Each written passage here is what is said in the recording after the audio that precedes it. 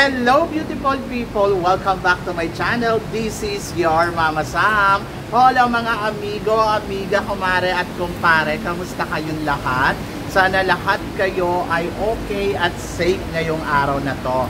At syempre kung ako naman ang tatanungin nyo, kita naman ninyo fresh overload pa rin ang beauty ng Mama Sam ninyo. Syempre nandito tayo ngayon sa Terminal 21 kung saan naman ay talaga naman umuulan pa. Medyo maingay, no? So, yon. So, kasi doon naman sa loob, may music naman. Hindi ko na alam kung saan ako pupuesto. Anyway, so, syempre, pag-uusapan natin ngayon is update about dito sa Supra Fans Boat.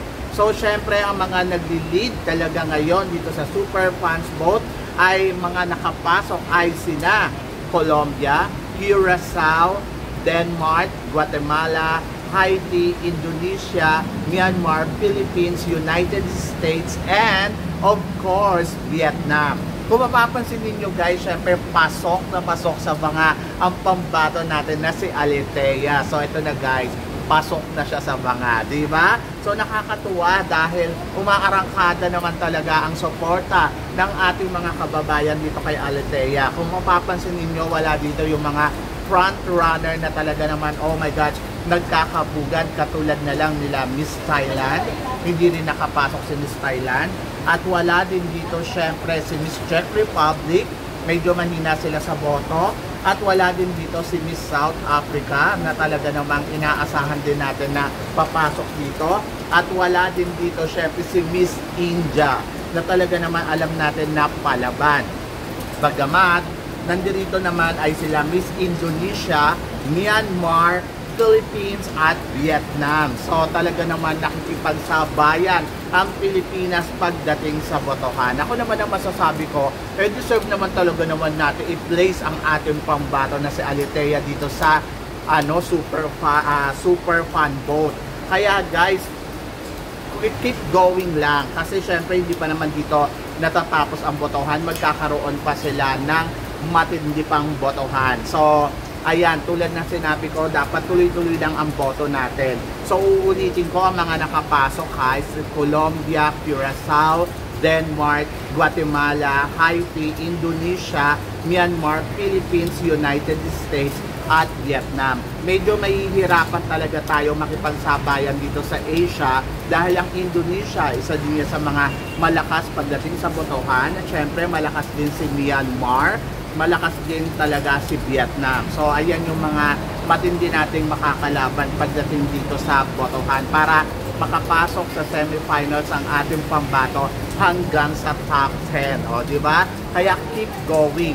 Ako naman parang tiwala naman ako kung magbabayanihan tayo ng bonggang-bongga. Kaya sa lahat ng mga tumututok dito araw-araw, lagi-lagi, nananawagan ako sa inyong lahat na sana patuloy po kayong sumuporta at bumoto. Libre naman yung boto. Ang gagawin lang po ninyo, pumunta kayo sa, mag-download kayo ng Supranational Apps, Miss Supranational Apps, and then punta kayo sa Supra Fun Boat, and then ayun, hanapin nyo lang po si Philippines. And then ayun, iboto na ninyo.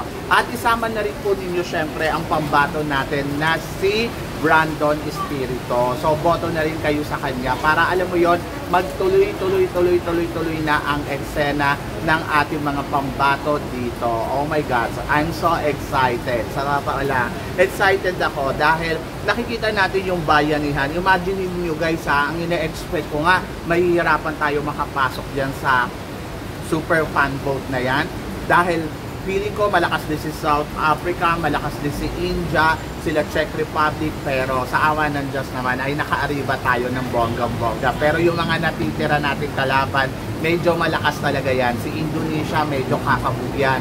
At saka si Vietnam, malakas ang boto ng mga tao sa Vietnam. Kaya sana keep going lang, keep going lang. So ako naman parang feeling ko naman kaya-kaya to ni Aletheia. At least 'di ba ma-save natin siya hanggang sa tumungtong tayo sa top 12. And then pag nag-top 12, so magtiwala na lang tayo. Q&A, kakabog ba si Aletea? Ako naman parang feeling ko kaya naman yan. Napanalo niya nga yung The Miss Philippines eh. So ibig sabihin, kaya niya rin manalo dito. Sa kabila ng laban niya sa The Miss Philippines ha, ang nakalaban niya doon si Chantal Smith na alam natin na magaling yun pagdating sa Q&A.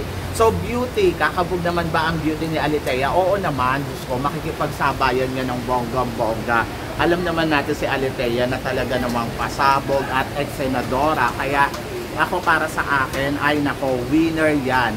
At ayun na lang, so abangan natin kung ano yung ipapakita niya pagdating sa kanyang competition sa evening gown at pasarela. So actually, mamayang madaling araw guys, magkakaroon nga ng top model competition ang supranational. Kaya excited ako dito at tingnan natin kung anong eksenang gagawin syempre ng pambato natin na si Aletea.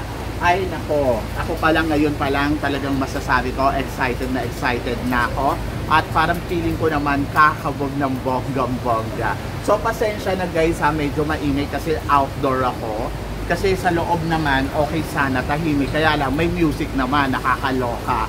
And then ayun, doon naman sa Miss Charm. So sa Miss Charm, huwag kayong mag-alala kasi parang feeling ko naman talagang sure na si Cyril Payumo ang ilalaban natin dyan. So nagpiprepare naman na sila. At ayun nga, so sabing gano'n, nako, malakas ang laban ni Cyril Payumo sa Miss Charm. Ako naniniwala ako, yes. Naniniwala ako na kaya niyang makipagkabugan talaga sa mga magiging kandidata sa Miss Charm. Kaya keep going lang. Tapos kailan ba ang coronation ng supranational?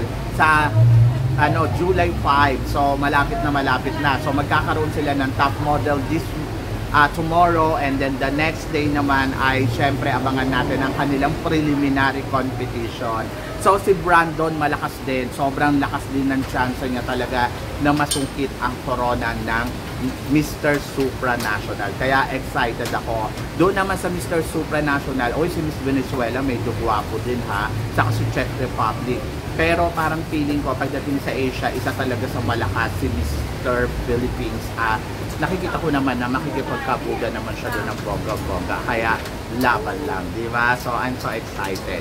And then excited din ako kay Aletea kung ano yung mararating niya dito sa competition nila. Syempre, dapat keep voting lang tayo para, alam mo yun, makatulong tayo sa ating pambato. Uulitin ko ha, boto lang tayo guys.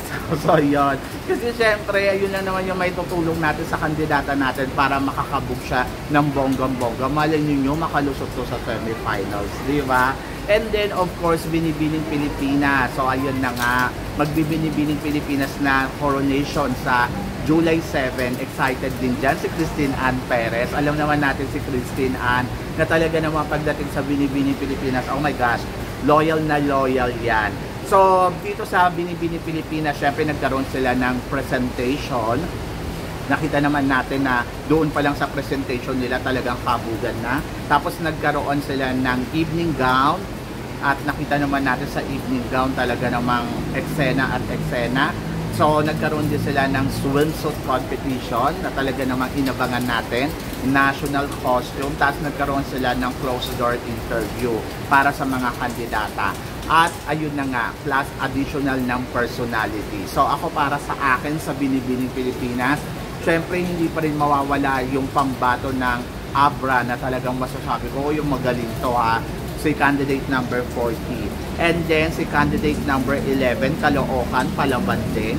Pero umaasa ako na si candidate number 13, 14, 15 ay makaka-eksena ng todo-todo dito sa Binibining Pilipinas.